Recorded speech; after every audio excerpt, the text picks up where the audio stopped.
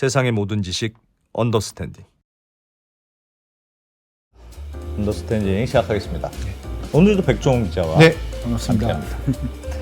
지난번에 엠코 글로벌의 신승식 본부장님 오셔가지고 네. 억울한 국민연금 시리즈 또 대박을 치고 감액. 봤더니 이렇게 국민연금 받아갖고 너무 억울하다. 눈물 없이 들을 수 없는 억울한 사연들. 그래서 아직 안 보신 분이 있다면 꼭 한번 보시고, 오늘은 그 억울한 연금 2탄으로 개인연금 받았을 때 억울한 사연. 네. 개인연금도 뭐 그럼 요령이 있나 보네요. 아니 그러니까 개인연금 다들 그러잖아요. 연말정산 받을 때 개인연금 뭐 연말에 그 세금 좀 돌려받으려면 뭐 몇백만 원까지 꼭 넣어야 돼. 뭐 그런 것만 생각하시는데 받을 때 어떻게 해야 하든지. 요거 또 억울한 사연이 많다고 해서 신 본부장님 다시 한번 모셔보겠습니다. 어서 오십시오. 네, 안녕하세요. 네.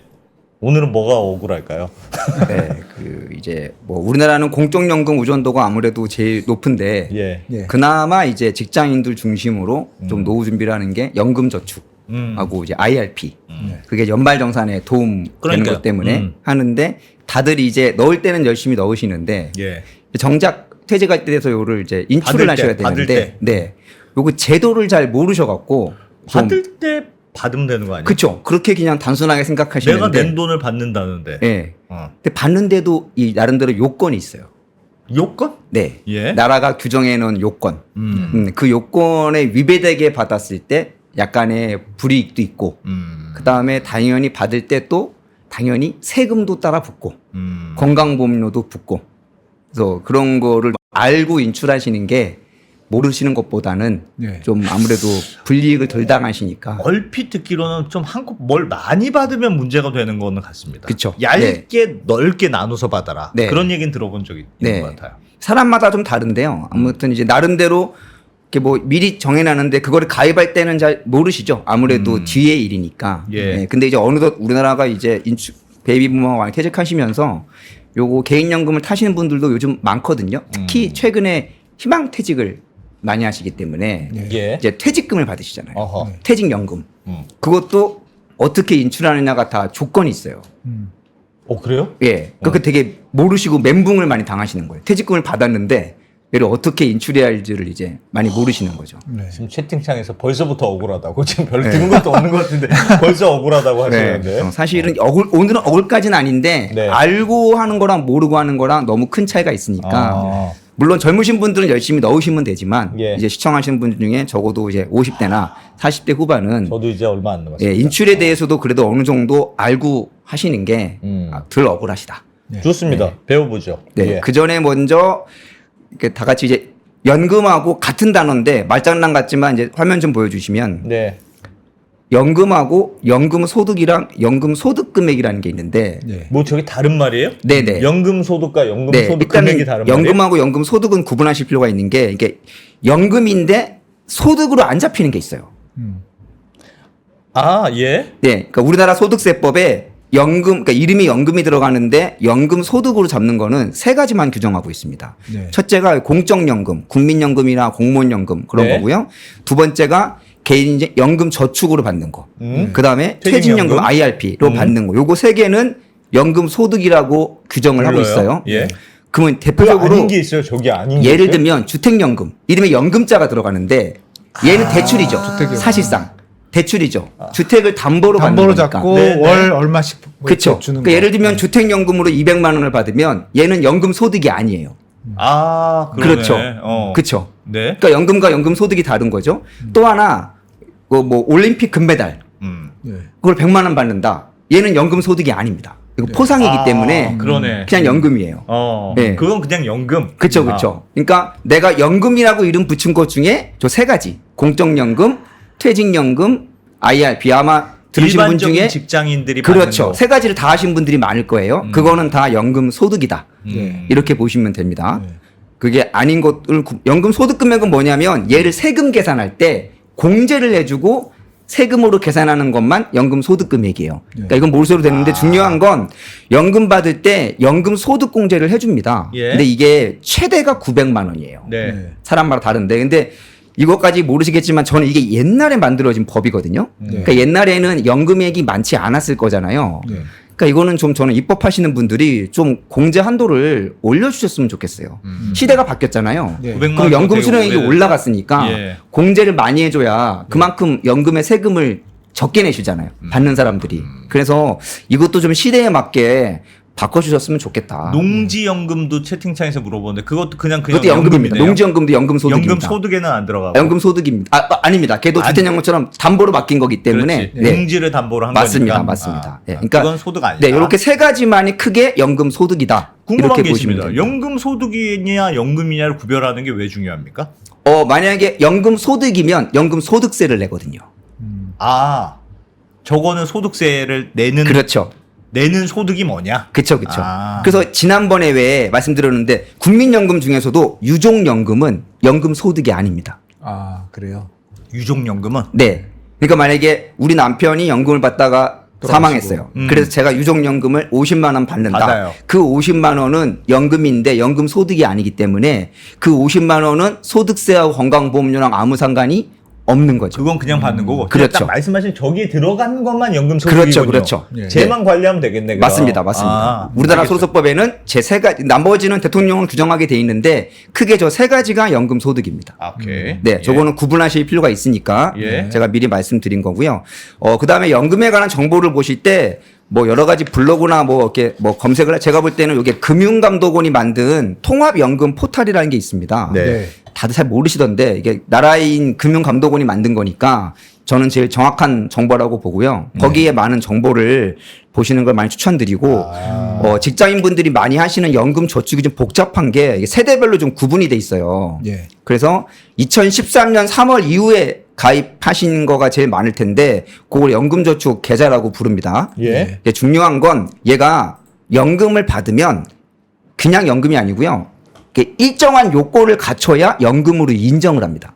예를 그게 들면 무슨 말이에요? 2013년 2월까지 가입한 건 만 55세 이후에만 연금이 수령이 가능합니다. 그거는 상식적으로 알고 있어요. 네. 하지만 연금은 55세가 넘어야 돼. 네, 그렇죠. 근데 여기서 알려드리면 어떤 분들은 그러니까 55세인데 직장에 근무를 하고 계세요. 예. 그럼 못 받으신 줄 아는데 내가 퇴직과 상관없이 55세만 넘으면 수령할 수 있어요. 그건 국민연금도 마찬가지, 개인연금도 마찬가지. 국민연금 60세 이상이니까. 아, 그럼 60세 네, 네. 이상. 개인연금은 내가 일을 하고 있어도 55세가 넘으면 수령이 가능합니다. 예. 그거 빨리 받으면 좋겠네요.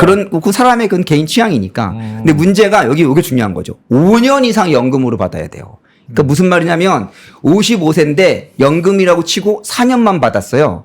그러면 얘를 연금이 아니라 일시금으로 인정합니다. 4년 동안 받아도. 왜? 그럼- 요건에 5년 이상이라고 돼 있으니까. 일시금으로 받으면 뭐가 문제인데요? 일시금으로 인식하면 세금을 많이 내요? 그렇죠. 여기 보시면 밑에 아. 일시금으로 받으면 중도 회지로 계산해서 16.5%의 기타 소득세를 냅니다. 예. 대박. 네. 아, 정말요? 네. 연금을 인정하지 않아요. 무조건 5년 이상으로 받아야 네, 된다? 네. 네. 그렇게 법에 돼 있어요. 그러니까 이런 것들을 모르시고, 그러니까 실제로 콜센터 전화해서 제가 받을 게 얼마인가요? 금액이 작아요. 예. 그러면 4년만 주세요. 만약 그렇게 했다. 그러면 그분은 연금인 것처럼 알고 계시지만 예. 실제로는 연금을 수령한 게 아니고 거기서 16%를 떼고 네, 받는다? 일시금 수령한 게 돼요. 나중에. 예. 그래서 반드시 5년이고 13년 3월 이후에 가입하신 분들은 한 가지가 더 붙어요. 연금 수령 한도라는 게 있습니다.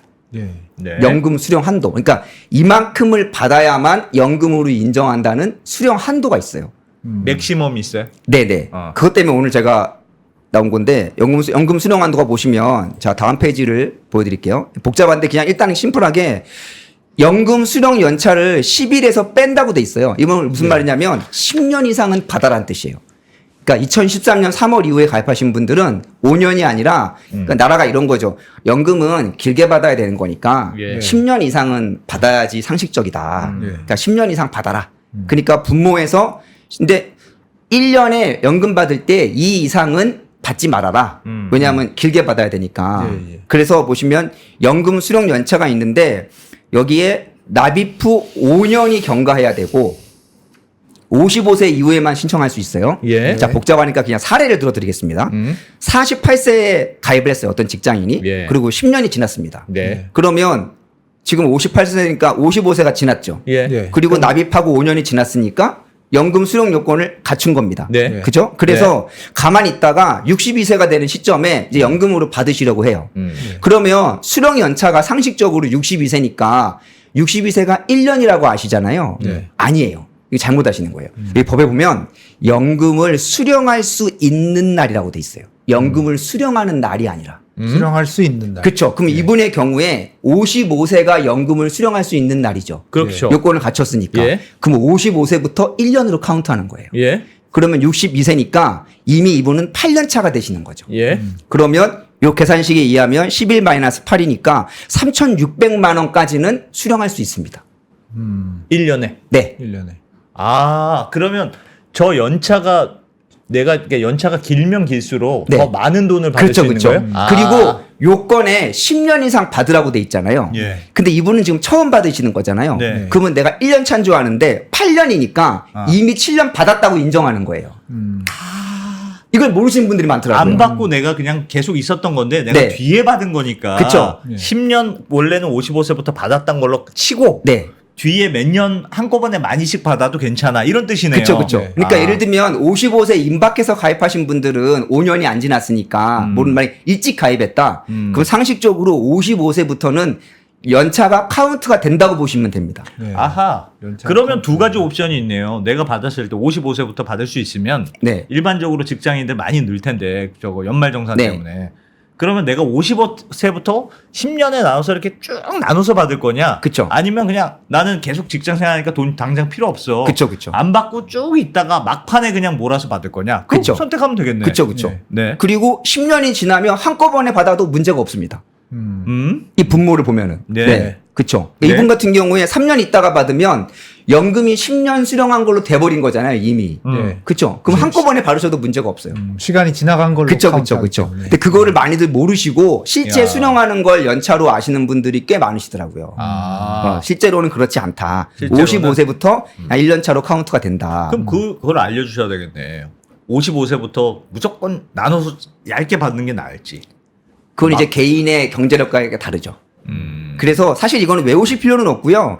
이거를 증권회사나 보험사에 신청을 하시잖아요. 예. 이거 원래 콜센터에서 안내를 해주거든요. 그러니까 좀 인출을 할 때 자세히 상담을 하고 하시는 걸 제가 권해드립니다. 이 법령을 다 외우실 수는 없으니까 예. 내가 수령 연차가 그러니까 수령 한도라는 게 있다. 이 아하. 정도만 아시고 내가 지금 수령 한도에 해당이 되는지 채웠는지 안 채웠는지를 꼼꼼하게 예. 체크만 해보시면 될 것 같아요. 이거를 다 외우실 필요는 없으니까. 내가 얼마를 받을 수 있습니까? 그쵸, 그쵸, 그쵸. 이렇게 한도라는 게 있다. 이렇게 받으면 문제는 없습니까? 그쵸, 그쵸. 그런 걸 물어보면 돼. 네네. 그럼 다 대답을 해주겠죠? 증권사나 이런 얘기해 데서? 줍니다. 네, 네, 네. 근데 안 물어보면 안 알려주기도 하니까, 네, 좀 잘 질문하셔서. 어쨌든 좀 길게 받는 게 낫다. 그거는 정답은 뭐 다 다릅니다. 정답 잘합니까? 네. 어. 근데 만약에 이 경우에 이분은 그러면 3,600만 원을 받으실 수 있잖아요. 예. 받으실 수 있습니다. 근데 받으면 좀 문제가 생깁니다. 네? 이거를 이 뒤에 말씀드리겠지만 3,600을 다 받을 때와 우리나라는 연금저축하고 IRP를 다 합해서 1,500을 넘게 받으면 연 1,500을 넘게 네, 받으면 과세가 달라집니다. 그러니까 1,500까지 수령하면 연금소득세 5.5%를 원천 징수해요. 예. 네. 근데 이 1,500을 넘게 수령하잖아요. 그러면 다른 소득이랑 종합과세가 됩니다. 그러니까 이분이 만약에 국민연금이 거의 없다. 오로지 이게 유일한 연금이다. 그러면 큰 상관이 없는데 이분이 국민연금을 뭐 연간 한 2천만 원 받고 계신다. 나중에. 예. 그리고 지금 일도 하고 계시잖아요. 근로소득도 있다. 그러면 이 3,600만 원이 다른 소득이랑 종합과세가 됩니다. 그래서 그 소득 구간에 맞는 소득세를 내는 거예요? 그쵸. 이야. 근데 재밌는 건, 그러면 1,500이니까 3,600이면 1,500에서 2,100만 원을 초과한 거잖아요.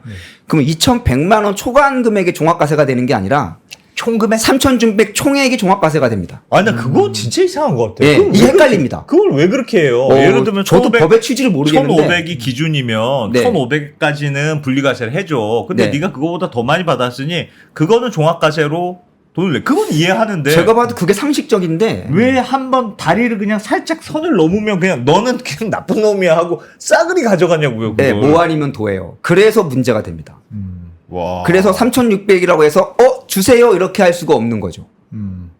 조심하셔야 됩니다. 받으실 때. 네. 네, 그럼 다시 페이지로 돌아가서 다시 예. 네, 그러면 이걸 왜 하냐면 문제는 이게 어디서 발단하냐면 이거를 이렇게 시청하시는 분들이 몰라서 그런 게 아니라 이 사실은 연금저축하고 IRP가 목적이 노후 준비잖아요. 어디까지? 네. 근데 대부분은 그건 채취하고 연말정산에 도움받으려고 하시는 거거든요. 예.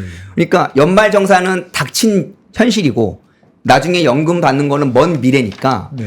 이게 연말정산에 공제받는 것만 열심히 신경을 쓰시고 예. 나중에 어떻게 받는지는 상대적으로 뒤로 미루시는 거예요. 그렇죠. 그러다 보니까 이게 관련 제도를 잘 모르시는 거거든요.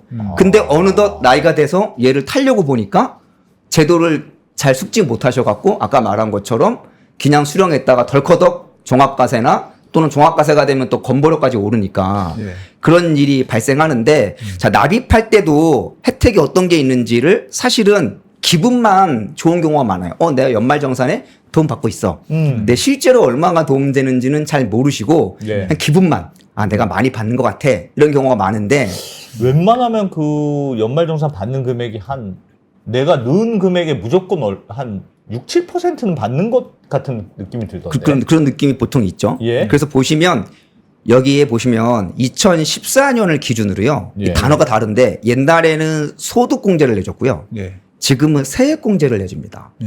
이게 벌써 10년 됐습니다. 이게 박근혜 정권 때 음. 소득공제에서 세액공제로 바뀌었어요. 네. 연말정산 방식이. 예. 그렇게 이미 10년이 지나왔기 때문에 대부분의 시청자 하신 분들은 그냥 그런 거다 보는데 저는 최근에 이 세액공제 한도를 올려주고 있잖아요. 아시겠지만 원래 지금은 900만 원까지 되거든요. 네. IRP는 단독으로 900만 원, 연금저축은 600만 원, 두 개를 합치면 900만 원까지. 얘가 지금 야금야금 올려온 거란 말이에요. 네. 제 생각에는 제가 취지에는 정부 입장에서 이제 공적연금이 많이 힘드니까 사적연금을 좀 독려시키려면 예. 동기부여가 필요하니까 예. 연말정산만큼 강력한 동기부여가 없잖아요. 예. 세액 강조한 대로 올려주는 걸라고 저는 생각이 들거든요. 예. 그럼 이왕에 그럴 거면 저는 다시 옛날처럼 소득공제를 좀 해주셨으면 좋지 않을까라는 생각을 예. 강력하게 하거든요. 얘가 더 확실하니까. 소득공제하고에서 세액공제 바뀌면 어떻게 달라지는 네, 거예요? 그래서 이게 말이 다르죠. 예를 들면 그냥 심플하게 예. 7,500만 원을 수령하는 직장인이 있다고 가정을 해보겠습니다. 연봉 예. 7,500만 네, 원. 연봉 7,500인데 연말정산을 할 때 소득공제를 해줘요. 예. 그럼 뭐 근로소득, 국민연금, 건강보험료 낸 거를 한마디로 빼주는 거죠. 예. 그래서 실제로는 7,500을 받는데 과세표준이라는 게 세금을 매길 때는 5,300만 원 연봉이라고 인정을 하고 네. 이제 과세를 하는 거죠. 예. 그분이 연금저축 IRP에 총 900만 원을 넣었다고 가정을 해보겠습니다. 예. 그죠? 그러면 이게 종합세대구간이니까 지금의 세액공제 방식은 뭐냐면요. 이 5,300만 원 기준으로 세금을 결정을 합니다. 일단 매기고. 그쵸. 그럼 얼마냐면 세금이 696만 원이 나와요. 예. 과세 표준이 5,300만 원이니까. 네. 왜 계산하는 거니까. 예. 그러면 이 IRP 개인연금 900만 원 넣은 거에 참고로 여기서 원래 지방세를 포함해야 되는데 그럼 뺐습니다. 심플하게. 예. 그럼 12%를 하면 108만 원을 세금에서 빼주는 거예요. 그러니까 예. 내가 내야 할 세금에서 빼주니까 세액 공제라고 부르는 거거든요. 원래 그러니까 과세 표준이 5,300만 원인데 네. 세율이 그래서 24%니까 원래는 576만 원을 내야 되는데 아니죠. 원래는 696만 원을 내야 되는데 660 내야 되는데 네. 예. 이 개인연금을 가입해서 108만 원을 세금에서 빼주는 거죠. 세금에서 직접 바로 빼준다. 그렇죠. 왜 곱하기 12예요? 여기가 세액공제율이 12%예요. 세액공제율이 12%. 네, 그 네. 정해져 있어요. 네네네. 그래서 588만 원을 세금으로 냅니다. 예. 근데 만약에 이게 과거의 소득공제 방식은 뭐냐면 과세 표준에서 빼주는 거예요. 900만 원을. 예. 아예 원천적으로. 예. 그러면 과세 표준이 이 구간에서 밑으로 내려가죠. 그러네요. 예. 그쵸? 그러면 세율도 세율이 달라지지. 15%로 내려가죠. 예. 그렇게 계산했더니 세금이 504만 원이 됩니다. 그러면 똑같은 900을 냈는데 세액공제 방식과 소득공제 방식은 차이가 납니다. 세액은 그냥 세금에서 얼마 그냥 빼주는 거고. 그쵸. 소득공제는 네가 계산하는 분자의 원천적으로 빼주는 거예요. 원천적인 걸 그냥 안 본 그러면 걸로 연봉이 계산해 줄 높은 때. 분일수록 이 소득공제는 효과가 더 커지게 됩니다. 또 과거에는 이렇게 했거든요. 2013년까지는. 네. 근데 소득공제 방식을 모두 세액공제로 바꿨단 말이에요. 세수가 부족하니까. 옛날에는 뭐 교육비, 의료비 이게 다 소득공제였는데 지금은 세액공제로 바뀌어버렸단 말이죠. 알겠습니다, 그건. 근데 다른 거는 모르겠는데 어차피 나라에서 개인연금을 장려하실 거면 이거 소득공제를 해주면 좋지 않겠느냐. 예전처럼 예. 그러면 뭐 아마 증권사나 보험사는 더 영업을 많이 하실 거고 예. 그리고 불입하시는 분들이 좀 더 세금 혜택을 더 많이 보게 되는 거죠. 예. 근데 왜냐하면 지금은 애매한 게 낼 때가 세액공제니까 낼 때도 절세효과가 좀 이렇게 애매한데 예. 그럼 받을 때도 세금을 안 내느냐? 세금을 내요. 연금소득세를. 그러니까 낼 때도 애매하고 받을 때도 애매하거든요. 예. 근데 소득공제를 해버리면 낼 때 아예 세금을 안 낸 거니까 받을 때 그냥 과세를 하는 거죠. 그러니까 양쪽이 심플해지는 겁니다.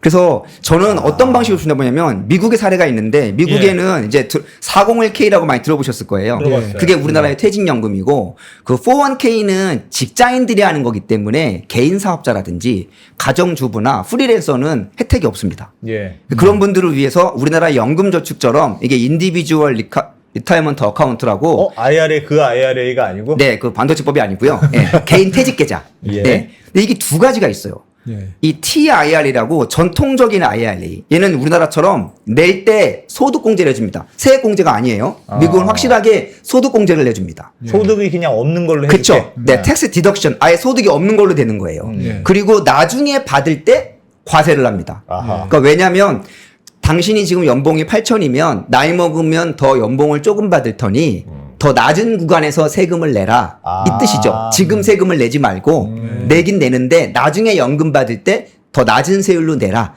그런 뜻인 거죠. 예. 근데 실제 연금을 수령해 봤더니 얘가 좋은 것 같지만 실제로 제가 만나본 퇴직하신 분들이 이런 얘기를 많이 하세요. 내가 세금이 많더라도 연봉 8천이나 9천을 벌 때 내는 건 덜 부담스러운데 막상 퇴직하고 국민연금이나 공무원연금을 뭐 2, 300 받으면서 세금을 한 푼도 안 냈으면 좋겠다.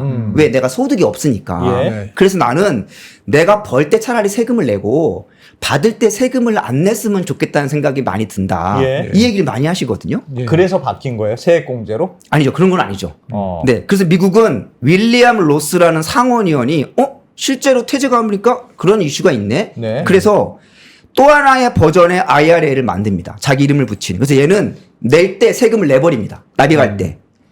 그리고 나중에 받을 때 한 푼의 세금도 안 냅니다. 저 두 개를 선택할 수가 있어요? 둘 다 할 수 있습니다. 아. 미국은. 다만 얘는 한도가 있는데요. 요걸로 들 수도 있고 저걸로 들 수도 그리고 있고. 둘 다 할 수도 있고. 근데 이게 좋냐면 오른쪽에 뭐가 좋냐면 자 만약에 원금을 5천을 넣었어요. 그럼 당연히 이거를 미국은 ETF나 주식을 살 수 있거든요. 예. 그래서 5천을 운용을 해서 1억이 됐습니다. 그러면 그 1억을 모두 비과세로 수령하는 거예요. 오, 그건 좋네요. 네. 어떻게든 선택을 주는 거잖아요. 아. 그러니까 예를 들면 난 당장에 지금 달콤한 소득공제가 또 좋아. 심지어 얘네는 소득공제잖아요. 세액공제가 아니고. 예. 그런 사람들은 지금의 제도를 그대로 하면 되고 아니다. 난 차라리 지금 세금을 내고 나이 먹고 받는 거에는 한 푼도 안 내고 싶어. 그만큼 내가 힘이 없으니까. 이건 개인의 선택이거든요. 저는 미국처럼 이렇게 선택을 좀 줬으면 그 좋겠어요. 합리적인 우리나라는 그러면 왜 소득공제였다가 네. 세액공제로 왜 바뀌었어요? 세수가 부족하다고 완전히 바꿔버렸어요. 그때. 그냥 세금을 좀 이렇게 공제를 덜 해주겠다. 그쵸. 아. 그래서 그때 직장인들이 아주 난리가 났었죠. 벌써 10년 전이라 아마 기억이 감감을 하실 거예요. 그러니까 똑같은 연봉을 받고 똑같이 연말정산을 했는데 작년까지는 돌려받다가 세금을 더 토해내시는 분들이 그게 엄청 늘었죠. 그해 2014년도에. 아. 예. 그래서 막 출근길에 다들 막 분노하고 막 그랬는데 예. 지금은 다 10년 기억이 전이었어요. 가물가물해져갖고 저는 다시 이렇게까지 안 해주면 소득공제를 해주시면 어차피 나라에서 개인연금을 장려할 거면 예. 예. 당근을 주려면 좀 확실하게 주시는 게 예. 지금은 애매해요. 낼 때도 세금 혜택도 애매하고 받을 때도 그러니까 세금을 어떻게 보면 두 번 내는 거거든요. 네. 그러네. 네. 좀 애매하거든요. 지금은 그럼 세액공제 방식이면 받을 때 세금을 공제해줘요. 네. 액 공제니까 현재는. 그리고 연금 받을 때 세금 또 냅니다. 세금 또 내고. 네. 아 많이 내느냐 적게 내느냐가 네. 대신 있는 세율이 거지. 약간 조금 내죠. 연금소득세 5.5%니까 조금 내는데 문제는 이제 바로 들어가서 문제는 그게 조건이 있다는 거죠. 그 전에 자 중도해지가 뭐냐면 만약에 이게 어느 경우 발생하면 실제로 연금저축하고 IRP를 많이 안 넣은 거예요. 어떤 직장인이. 예. 그래서 퇴직하려고 봤더니 문의하는 거죠. 제가 연금 받으면 얼마를 받을 수 있습니까? 콜센터에서 한 달에 한 뭐 8만 원.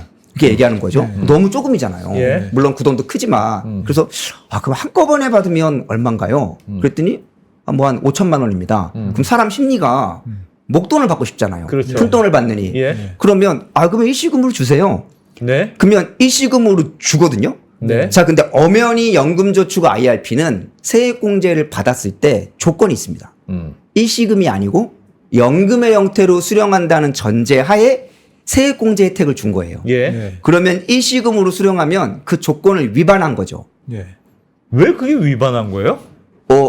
그런다고 약속하고 자기도 모르게 세금 혜택을 받은 거니까. 아니 그러니까 그 취지는 노후에 네가 돈이 없을 테니까 젊었을 때 자꾸 쌓아놓는 걸 장려하기 위해서 정부에서 세금 혜택을 주는 거야. 네. 그래서 그걸 연금으로 받든지 한꺼번에 받든지 상관없는 거 아니에요? 근데 가입하는 거 동시에 약속을 하신 거예요. 다만 내가 쌓인 돈을 한꺼번에 안 받고 연금의 형태로 수령하겠다. 반드시. 네. 그런다는 전제하에 연말정산의 혜택을 받으신 거예요. 혜택은 받았죠. 네. 근데 뒤에 가서 내가 그걸 위반하고 나 일시금으로 받겠어. 그럼 문제는 일시금으로는 못 받느냐? 줍니다. 주는데 약속을 위반하셨으니까 이게 문제입니다. 16.5%의 기타 와. 소득세를 매깁니다. 아니 그러면 증권사에서 그렇게 하시면 안 돼요. 하겠죠. 근데 문제는 바로 그겁니다. 그러니까 이렇게 안내하는 금융회사가 있는데요, 당연히. 예. 제가 모든 금융회사를 다 조회해 본 건 아닙니다. 근데 특히 보험사 같은 경우에 이 안내를 약간 소홀하게 합니다. 왜요? 보험사가 더 열심히 해야 되는 거 그러니까 아니에요? 이런 식으로 안내합니다. 예를 들면, 만약에 일시금으로 받겠습니다. 그러면 그러면 고객님 원래 쌓인 적립금이 얼마고요? 세금이 얼마고요? 예. 그리고 그러면 문제가 이 세금이 기타 소득세인데 예. 이 규정을 잘 모르는 고객의 경우에는 원래 세금이 있나 보다. 그리고 그냥 그런가 보다 받을 수가 있잖아요. 예. 그러니까 제 욕심 같으면 근데 원래 고객님 이거 연금으로 수령하셔야 되는데 일시금으로 원하시면 드릴 수는 있는데 일시금으로 받으면 기타 소득세 16.5%를 내야 돼서 예. 이만큼의 세금을 제하고 받으십니다. 예. 그럼에도 불구하고 받으시겠습니까? 그렇게 물어봐야죠. 이게 정상 아닙니까? 네. 적어도 제가 콜센터 직접 들어본 글 중에 제가 한 10몇 군데를 확인해 봤는데 절반 이상은 이렇게 안내하지 않습니다. 그냥 고객님 그러면 일시금으로 수령하길 말씀하셨고요. 세금 제하고 얼마 나갑니다. 이렇게 얘기합니다. 우와.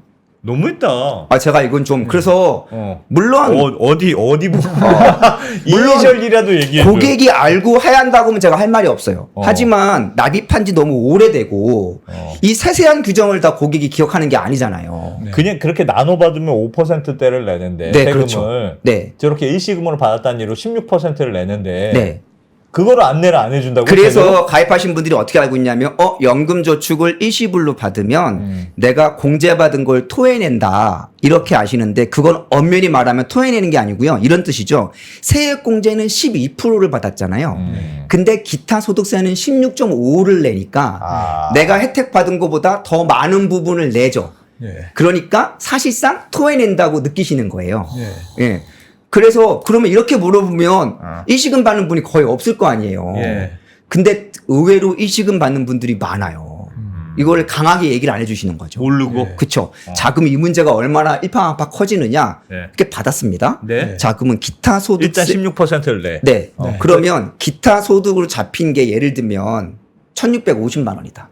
예를 들면. 네. 그러니까 5,500을 받았는데 그 중에 4,000이 원금이고 1,500이 뭐 이렇게 붙었어요. 예. 그러면 기타 소득은 또 건강보험료가 붙어요. 오.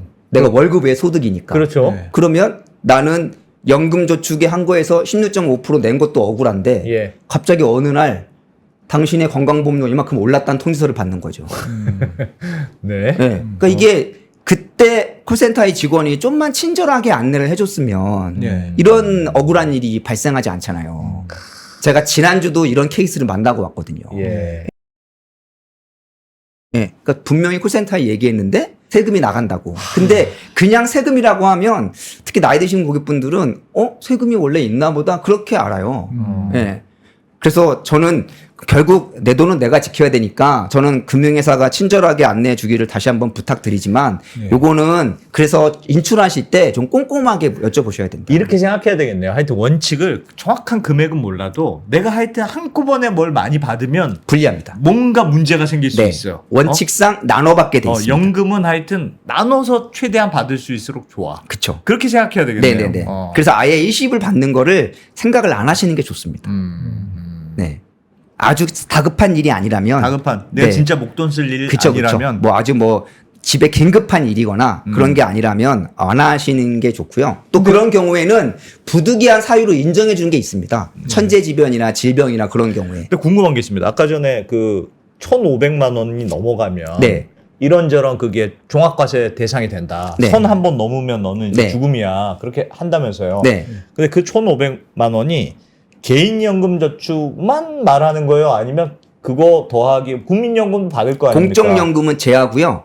두 가지 사적연금만. 그러니까 연금저축과 IRP를 퇴직연금? 합친 거. 퇴직연금은? 네. 퇴직연금까지? 네. 아, 근데 퇴직연금도 내가 법정 퇴직금 받은 거 말고요. 내가 불입한 거.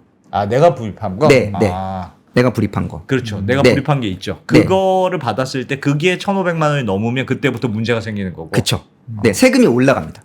그때부터. 그걸 보여드리면, 그래서 중도이주 조심하셔야 되고요. 아니, 이거 1,500만 원은 금방 넘잖아요. 한 달에 100만 원 좀 넘으면 이게 금방 넘을 것 같아요. 사실 지금 퇴직하시는 분들은 상대적으로 얘를 금액이 옛날에는 한도가 작았거든요. 예. 그러니까 조금 냈고 역사가 짧아서 큰 문제가 안 돼요. 예. 근데 지금 30대 분들은 이제 코로나 이후 때 연금저축 IRP에서 특히 연금저축에서 ETF를 구매할 수도 있잖아요. 예. 네. 그래서 금액 많이 금액 그쵸? 커졌어. 여기서 ETF를 하면 또 비과세니까 어. 여기에 또 노후에 관심이 많으니까 여기에 많이 불입을 하시고 관심을 많이 가지신단 말이에요. 예. 그러면 그만큼 적립액이 많아지겠죠. 음. 그럼 많으면 많이 뽑고 싶은데 이제 1,500이라는 걸 넘게 뽑으실 수는 있어요. 있는데 세금이 달라지니까 그 부분을 알고 인출하셔야 한다는 거죠. 아. 네, 인출하지 말란 뜻이 아니라 그래서 여기 보시면 1,500 이하로 뽑으면 5.5% 그러면 나이가 많을수록 줄어요. 연금소득세 5.5%를 냅니다. 원천 징수하시는 거예요. 예. 네. 근데 이게 좀 애매한 게 아예 소득공제를 하고 뒤에 연금 세금을 받던가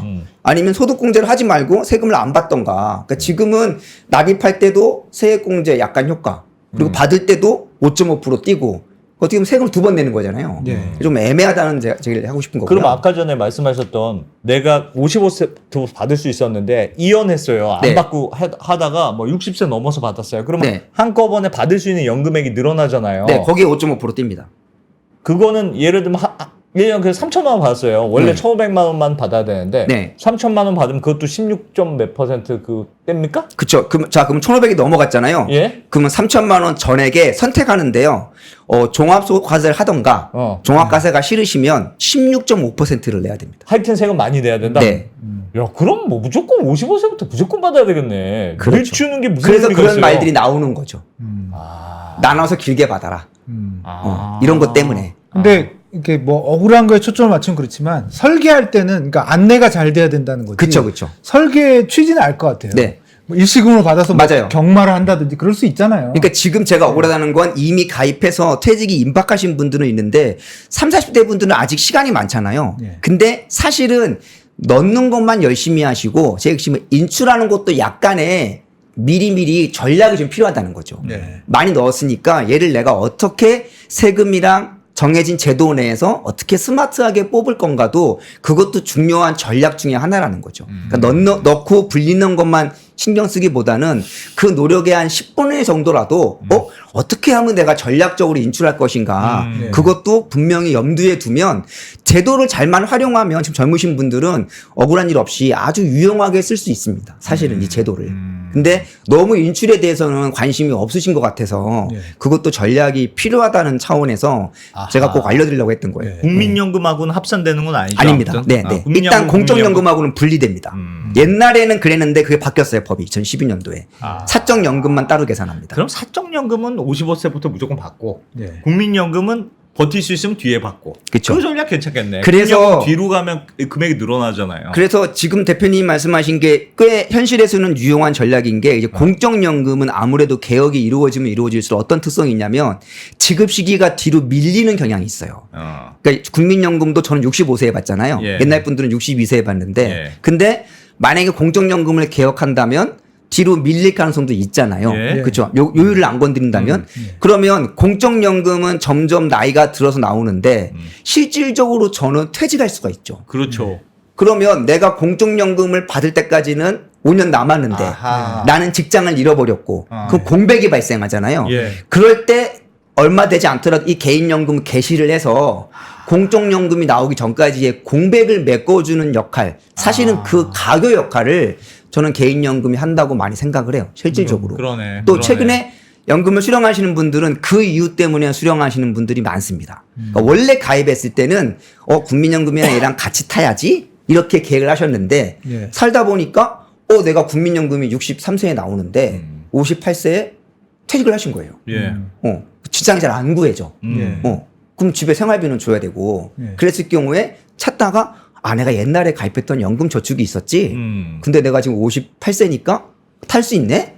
그러면 그거를 개시해서 몇 년 버티면 국민연금이 나오니까 그 가교 역할을 하는 경우가 최근에 되게 많습니다. 예. 질문이 있습니다. 네. 채팅창에서도 한 번 나왔는데 내가 이제 55세부터 받았어요. 내가 네. 진짜 많이 넣었어. 네. 그래서 이거는 1,500만 원을 넘기려면 그냥 눌러서 길게 받아야 돼. 네. 저는 뭐 한 20년 받겠습니다. 예를 들면 그렇게 했을 때 네. 1,500만 원 밑으로 하려고 하는데 중간에 내가 받다 사망했어요. 네. 그럼 국민연금은 유족연금이 있잖아요. 네. 내가 하면 뭐 반 잘리고 하긴 하지만 어쨌든 유족연금으로 넘어가는 거 그쵸, 있지 그쵸. 않습니까? 네. 개인연금도 넘어가는 게 있습니까? 아니면 내가 못 개인연금은 받으면 사적인 재산이니까요. 예를 들면 얘가 적립재원이 있잖아요. 예. 예컨대 1억을 모았는데 내가 거기서 얼마를 타고 있는 거잖아요. 예, 중간에 타고 그래서 있는데 1억을 모아고 있는데 내가 5년 동안에 뭐 3천만 원을 받았다. 예. 그러면 7천만 원이 남은 거잖아요. 원리금합계. 걔가 그냥 상속으로 갑니다. 아, 그냥 가족한테. 그렇죠. 내 거니까. 그냥 그건 상속으로 가요. 그거는 네네. 너무 억울해하지 마라. 그거는 건드리지 않죠. 사적연금이 하나 좋은 거는 이제 사적연금의 가장 큰 단점은 공적연금보다 다르게 인플레를 못 막아준다는 겁니다. 예. 그러니까 운용을 할 때는 수익률을 낼 수 있는데 국민연금은 지급할 때 전년도의 물가 인상을 반영해 주거든요. 예. 근데 사적연금은 그런 기능은 없어요. 예. 그래서 공적연금이 되게 좋은 거고요. 근데 내가 내 거니까 내가 사망했을 때 있는 재원을 그냥 가족한테 상속으로 가죠. 내 거는 못 건드리죠. 네. 그리고 많은 분들이 이게 무서워도 예를 들어 국민연금이 얼마 안 되고 다른 소득이 없으면 종합소득 과세라도 크지 않으니까 1,500만 원 넘게 수령해도 문제는 없습니다. 예. 다만 국민연금이 꽤 많이 나오고 대기업 오래 달려서 그리고 다른 소득도 있는 경우에는 얘가 과표 구간을 넘어갈 수가 있잖아요. 그렇죠. 그런 합산하면. 분들의 경우에는 되게 민감해질 수 있으니 모든 사람이 그런 건 아니지만 소득이 여러 가지고 그리고 노후에도 일을 하시는 분들이 많거든요. 예. 그럴 경우에는 이 1,500을 넘냐 안 넘냐가 되게 민감할 수 있어요. 그런 분들의 경우에는. 그래도 상속하면 상속세 또 내야 되겠네. 그렇죠. 그 깎이는 건 확 깎이는데 그때도. 그래서 이것도 그나마 기준이 1,200이었는데 올해부터 1,500으로 올라온 겁니다. 근데 1,500 너무 작은 것 같은데요. 그러니까 좀 시대를 반영해 줬으면 좋겠어요. 이것도 좀 더 시대를 많이 반영해서. 네. 그러니까 법이 좀 여러분 강조하지만 좀 자꾸 시장이 변하니까 또 우리나라가 빨리 노후화되니까 이런 거는 좀 기준을 1,500만 원이면 한 달에 120만 원 정도만 그 이상 받으면 안 된다는 뜻인데. 그렇죠. 예. 그럼 예를 들면 국민연금 받을 때까지 시간이 있는 분들은 저걸로 버텨야 되는데 어떻게 버팁니까 저걸로 아무리 넣어놔도. 그렇죠. 예. 이상한데요. 예. 그리고 의외로 이게 말씀드리지만 사실 우리나라가 공적연금 무전도가 되게 높기 때문에 그래서 예. 제가 공적연금이 중요하다고 말씀을 드린 거고 근데 사실 개인이 노후를 준비하는 케이스가 별로 없어요 우리나라가.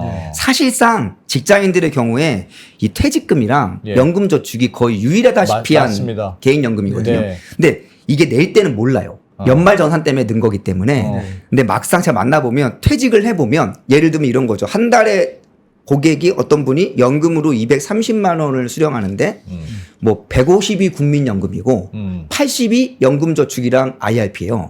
그러면 엄청나게 큰 부분이거든요. 예. 그러면 얘를 좀만 젊었을 때 잘 운용을 했으면 80이 90이 되기도 하고 그렇지. 올라가는 거잖아요. 네.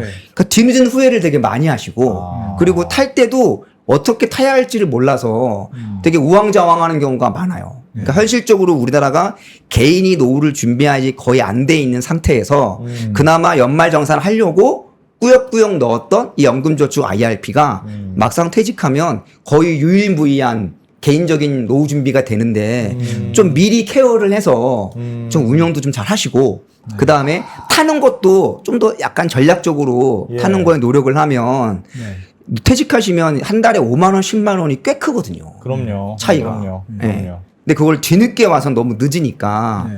제가 안타까운 케이스를 되게 많이 보죠. 야. 네, 알겠습니다. 그래서 또 뒤에도 세금이 있으니까 있고 또 그 다음에 이제 퇴직연금이 좀 문제가 되는데요. 네.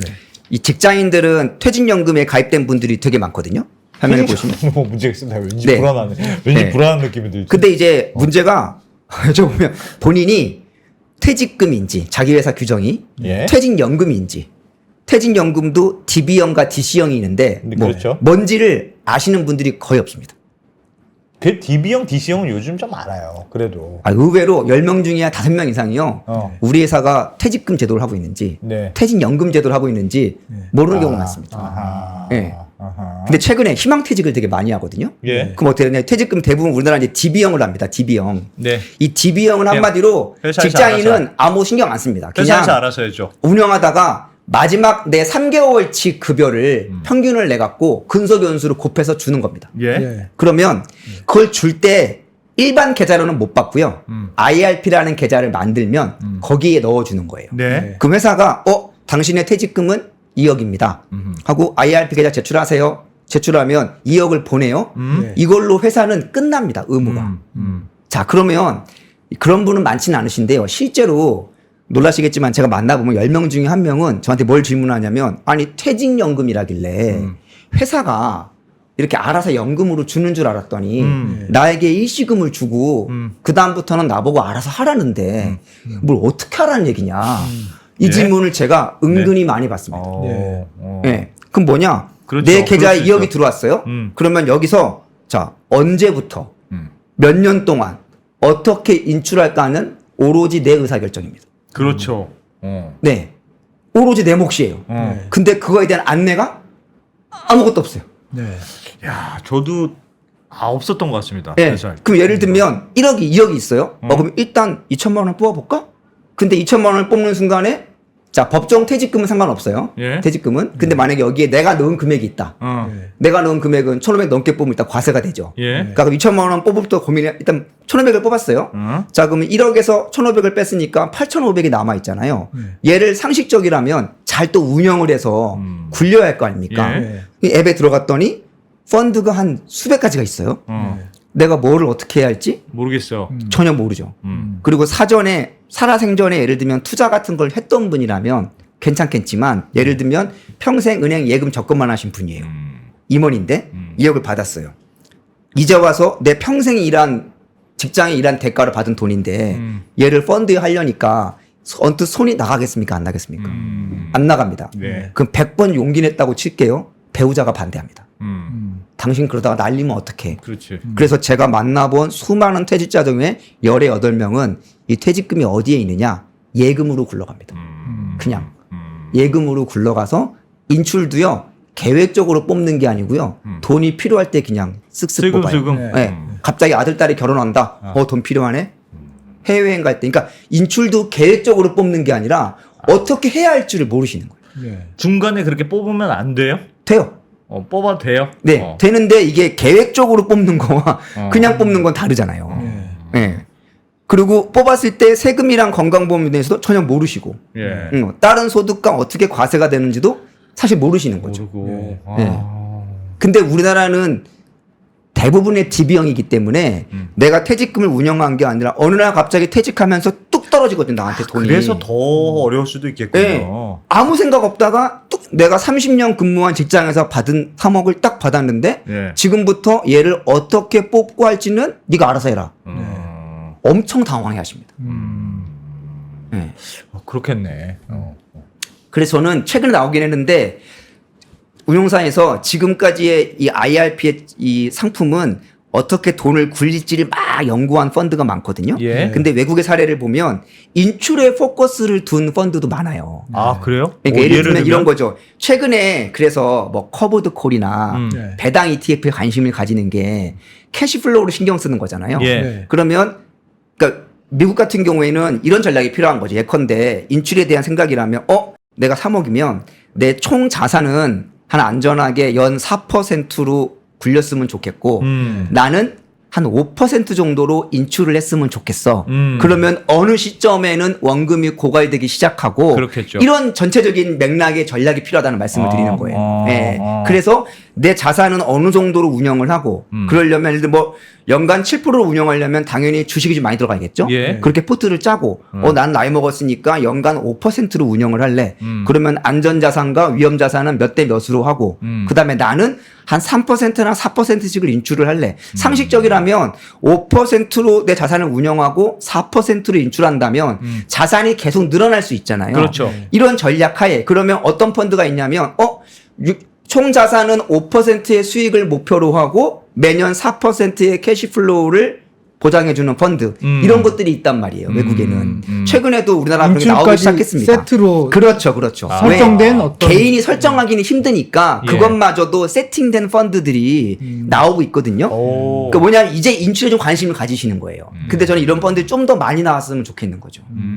그래서 예를 들면 TDF라는 게 있잖아요. 예. 타겟 때 그게 뭐냐면 젊었을 때는 위험 자산을 많이 하고 나이 먹을수록 점점 안전한 걸로 포트를 변경하는 거잖아요. 그렇죠. 그러니까 마찬가지로 인출 전략 뭐 A, B 이런 식으로 인출 전략 A는 자산 운용 수익률을 크게 가져가고 인출을 낮게 하는 버전.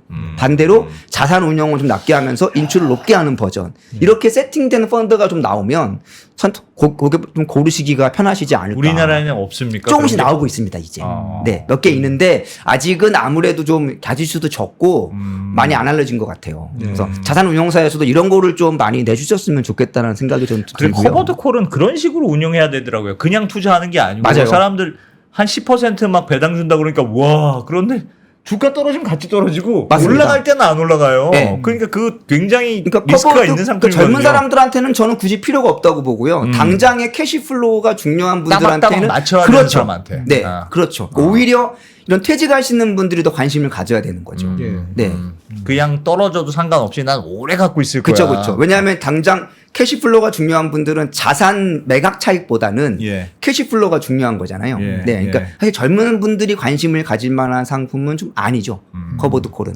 근데 요즘은 이제 맞아. 퇴직자가 많아지니까 배당이나 커버드콜 ETF 등에 저는 자연스러운 관심 같아요. 그러니까 그만큼 이제 우리나라 분들도 인출에 대한 니즈가 생기는 거죠. 막상 닥쳐보니까.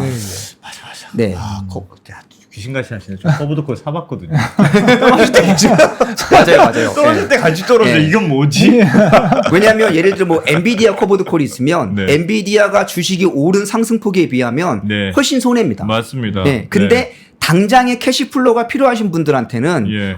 내가 언젠가는 올라서 팔아야 되는데 당장 캐시플로우가 있는 분께 연령대별로 이게 달라요. 그러니까 젊으신 분들은 굳이 필요가 없고 그러니까 설명을 잘해줘야지. 나 정말. 네. 우리나라 좀 유행을 따르는 게 있으니까. 예. 그래서 퇴직연금을 인출, 이거 약간 복잡한 퇴직연금을 수령할 때도요. 여기 있습니다. 그래서 퇴직연금도 이제 최소 5년 이상 연금으로 수령해서 해야 돼요. 한꺼번에 빼면 얘도 연금으로 인정하지 않습니다. 안 일시금으로 해줘요? 인정합니다. 저것도 금액이 있어요. 금액의 한도가. 수령한다는 아까하고 똑같습니다. 1,500만 원? 아니요, 그 아까 전에 계산하는 식. 계산하는 네. 식? 아. 다만 얘도 55년부터는 1년 차로 인정하니까 네, 그것도 똑같습니다. 이것도 네. 1,500만 원 넘으면 또 세금 다만 더 얘는 내라고 할 거 법정 아니에요? 퇴직금은 분리가 괜찮고? 되고요. 네, 내가- 개인이 불입한 것만. 아, 그거는 그렇게 많지는 않을 텐데. 근데 앞으로는 많아질 수 있겠죠. 젊으신 분들은 많이 하니까. 네. 그리고 연금 외에 수령했을 때는 퇴직소득세를 내게 됩니다. 이전에는 퇴직금에 추가연금하고 개인연금하고 반드시 분리해서만 그 세금 혜택을 줘가지고 여기도 네. 넣고 여기도 넣고 그랬는데 지금은 막 아무거나 해도 돼. 한쪽으로 몰아도 돼. 그래서 개인연금으로 많이 할걸요. 그러니까 지금은? 최근에 IRP가 많이 늘어나는 추세인 게 왜냐하면 연금저축만으로는 세액공제한 대가 600이에요. 예. 근데 IRP는 단독으로 900이거든요. 네. 그러면 연금저축을 하게 되면 두 개를 동시에 해서 900을 맞춰야 되는데 네. IRP는 하나만으로 900이 되니까 IRP를 많이 권하는 추세고 은행이나 증권사에서도 많이 가입하십니다. 젊으신 분들이. 근데 이제 IRP 가입자가 늘어나면 회사에서 받는 퇴직금 말고 본인이 넣은 거는 네. 아까 마찬가지로 1,500을 넘게 뽑으면 종합과세가 됩니다. 그러니까 저것도 지금 저 1,500이라는 한도가 있으면 많이 넣는다는 게 지금 문제군요. 그쵸. 그러니까 많이 넣어도 문제네. 상관없던 많이 넣어도 그러니까 얘가 언젠가는 내가 연금으로 수령해야 되니까 젊으신 분들처럼 많이 넣어도 된다 봐요. 많이 넣었는데 얘를 어떻게 내가 인출을 해서 국민연금이랑 조합해서 내 노후에 연금으로 쓸지에 대한 저는 충분히 전략만 있으면 나쁘지 않다고 봐요. 근데 이제 그런 것들 생각 안 하다가 닥치면 문제가 되는 거죠. 그래서 인출도 되게 중요한 전략이시기 때문에 뭐 30대는 아직 생각 없겠지만 열심히 불리신 다음에 적어도 40대 중반이 되면 얘를 어떻게 인출할지도 잘 고민을 하시는 게 뭐 그러네요. 억울하진 않겠지만 그래도 훨씬 더 스마트하게 뽑으실 수 있는 게 되는 거고요. 다음 장을 넘겨주시면 그래서 만약에 호플리 되게 잘 노후를 지내시면 일단 공적연금을 받게 되고요. 예. 그다음에 받죠. 연금저축 개인 RP 사적연금을 받으시게 돼요. 그다음에 재취업을 하게 되면 근로 아니면 금융소득 생기는데 예. 이 세 가지가 각각 소득이잖아요. 예. 그럼 종합소득이 될 수 있어요. 네. 그래서 연금 수령 한도가 얼마인지를 체크하실 필요가 있고 개인연금은 이렇게 세 가지의 소득이 미리 다 있을 경우에는 얘를 1,500만 원 넘지 않게 뽑으시는 게 유리합니다. 아무래도. 합산할 필요는 없잖아요. 각각이잖아, 각각. 그쵸, 국민연금은 국민연금대로고 사적연금 1,500만 원 넘으면 안 돼. 네네네. 근데 뭐. 이게 1,500이 넘으면 이 세 가지 소득이 모두 종합과세가 되죠. 요게 사적연금에서 1,500 미만으로 그쵸. 맞추는 게 제일 중요하군요. 그쵸, 오늘의 그쵸. 제일 중요한 그러니까 이런 포인트. 세 가지의 소득이 있는 분이라면 그래서 내가 그러면 아까 말씀하신 것처럼 그럴 바에 조기에 금액을 빨리빨리 타는 게 좋으실 수도 있죠. 그 돈을 다시 재투자할 수도 있는 거니까. 그렇죠. 그쵸. 1,500 이걸 알아야 되네. 55세부터 무조건 받아라. 네. 그리고 1,500 저는 또 넘기지 마라. 세월이 흐르면 이 한도를 더 올려주지 않을까. 국회 그렇게 희망해 봅니다. 새가 바뀌면 화폐 가치가 떨어지는데 얘를 올려줘야지 않을까요? 1,500만 원 다 받기 전에 죽을 확률이 높다고 지금 채팅창에서 그쵸. 1,500만 원 너무한 거 아니냐. 그래서 그런 분들이 있어요. 이제 뒤늦게 받는데 좋은 지적인 게 이게 일찍 죽으면 끝이잖아요. 그럼요. 그래서 일찍 받으시는 게 좋겠다는 얘기가 나오는 게 일단 내가 수명을 모르는 거잖아요. 네. 그러니까 일단 받자. 네. 그리고 이 1,500을 이런 경우가 있어요. 그래서 예를 들면 아까 말한 것처럼 코센 전화하셔갖고 만약에 연금저축 펀드면 기간을 요청할 수 있거든요. 네. 그러니까 되게 흔하게 벌어지는 해프닝 중에 하나가 네. 나 10년 동안 연금 받고 싶습니다. 네. 이렇게 해요. 네. 그러면 증권사에서 계산해 보니까 연간 1,650만 원 받으실 수 있습니다. 네, 주세요. 그러면 1,500이 넘잖아요. 네. 이럴 경우에도 아까 말한 것처럼 근데 이렇게 받으시면 1,500이 넘으시니까 종합과세가 되실 수 있는데 그럼에도 수령하시겠습니까? 라고 좀 물어주는 게 맞다고 보는데 이렇게 잘 안 물어봅니다. 질문 있습니다. 네, 질문이 많아요. 이런 걸 좀 꼼꼼히 체크하시는 게 예를 좋습니다. 들면 1,500만 원을 하려면 120만 원이잖아요. 네. 근데 내가 넣어놨어요. 금액이 좀 돼. 네. 그러면 하여튼 몇 년으로 나누는 게 120만 원인지 계산해보고 월 받는 네, 네. 게 그러면 월 무조건 120만 원을 해주세요. 그러면 이게 목까지 찬 거잖아요. 그쵸, 그쵸. 그렇게만 해놓으면 안심입니까? 아니면 안심입니다. 무슨 일이 터질지 몰라요? 안심입니다. 안심이죠? 그쵸. 거기에서 더 고려할 사항은 그렇죠. 없고. 그런 것들을 사전에 좀 계획하시면 좋다라는 거죠. 네. 그냥 1,500만 원만 넘지 않게 간당간당하게 해도 된다. 네. 거기서 갑자기 뭐 합산합니다 이런 거 아니죠? 그렇죠. 근데 지금 사실 대부분의 퇴직하시는 현재 분들이 정말로 이렇게 신청하세요. 그냥 10년 동안 받으면 되겠네? 전화해서 저 10년 동안 받고 싶은데요. 얼마인가요? 1,650만 원입니다. 주세요. 실제로 이런 일이 되게 많아요.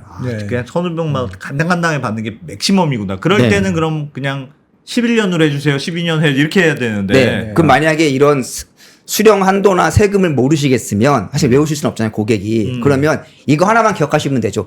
그렇게 받으면 제가 세금이나 수령 한도에 불리함은 없나요? 이런 것만 하나만 체크하는 질문만 하셔도 그러면 콜센터가 또 안내를 해드리겠죠. 예, 아 예. 그렇게 받으시면 종합과세가 되긴 합니다.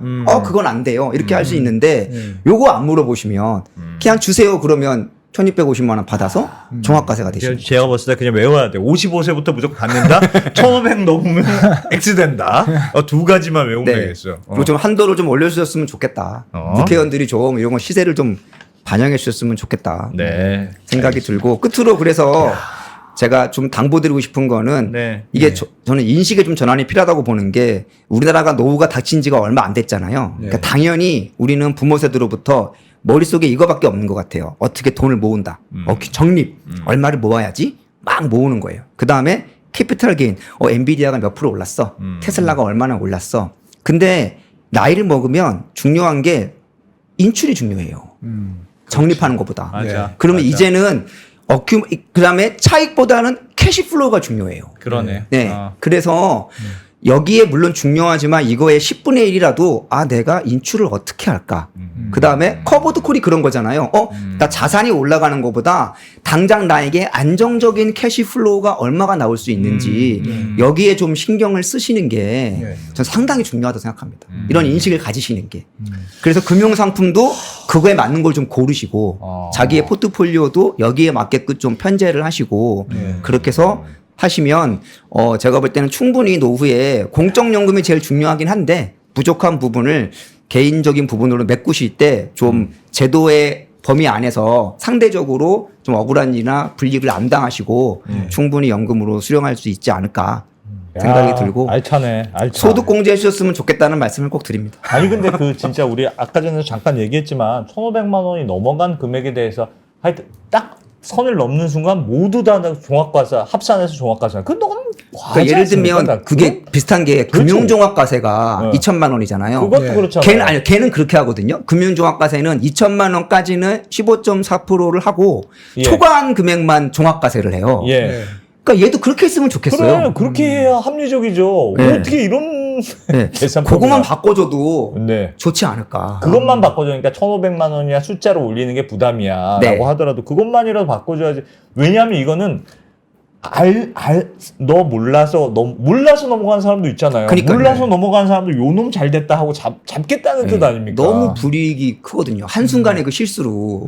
네. 그리고 또 실제로 난 세금을 내더라도 그 정도의 연금이 필요해. 그런 부분이 있을 수 있잖아요. 그렇죠. 그럼 그런 분들은 그만큼 세금을 부담하는 건데 네. 그중에 1,500이라도 이렇게 분리과세를 해주면 훨씬 더 필요한 사람은 또 받겠죠. 그럼 그쵸. 세금을 좀 내더라도. 네, 네. 그래서 안 그래도 저도 이미 사례가 있거든요. 금융종합과세는 그렇게 하는데 네. 왜 얘는 굳이 all or nothing으로 하는가.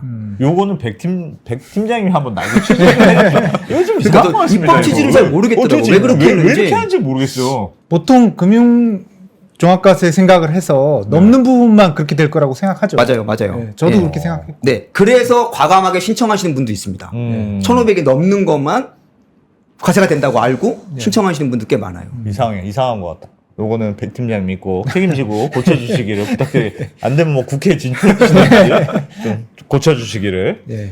네, 알겠습니다. 오늘도 뭐 잘 배웠네요. 엠코 글로벌의 신승식 본부장님 잘 배웠습니다. 네, 고맙습니다. 감사합니다. 예, 고맙습니다. 네.